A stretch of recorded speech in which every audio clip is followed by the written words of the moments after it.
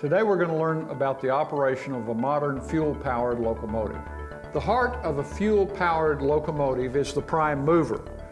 This engine could produce as little as 1,000 horsepower or as much as 5,000 horsepower depending upon the size. The prime mover can be powered by either diesel fuel or liquefied natural gas. The prime mover turns either a generator for the use in DC powered locomotives or an alternator for when they're using AC current to power the locomotive. The prime mover also turns the air compressor that is used to produce air for the locomotive and for the braking system. How a prime mover operates is it pulls its air through a turbocharger. And the harder the engine works, it produces an exhaust. The exhaust is what turns the turbocharger. So the harder the locomotive works, the more clean air is pulled in through the turbocharger.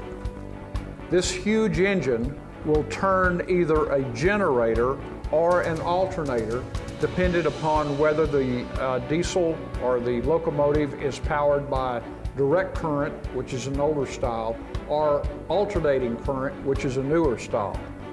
We'll work through the older style first, which is direct current.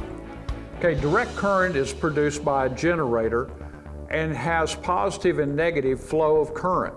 The current flows through an electrical cabinet and is controlled by the control stand of the locomotive engineer into the traction motors. Red stands for positive current and the black stands for negative current. On this particular locomotive, it has 6 driving axles, 3 on each truck. The wheels are powered by a traction motor, and these are DC style traction motors, and there are 3 of them right here. DC style traction motors have been around since the 1930s. They have basically been refined as far as they can go. They have relatively high labor maintenance costs. They produce quite a bit of heat, and they are prone to failure after tens of thousands of miles.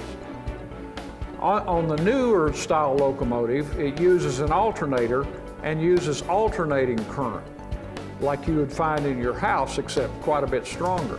The alternating current goes up here through the control box, the electrical control box, into an inverter, and then the inverter further cleans the current up, and the AC power goes into AC powered traction motors. The thing about AC powered traction motors are they're very simple. They have quite a few less parts than DC. They operate cool, so they don't overheat, and they are more powerful than the DC traction motors that are used under the old conventional diesels. All traction motors require a blower that blows cool air down on them to cool them, called a traction motor blower. So whether it's a DC traction motor or an AC traction motor, they still have a traction motor blower.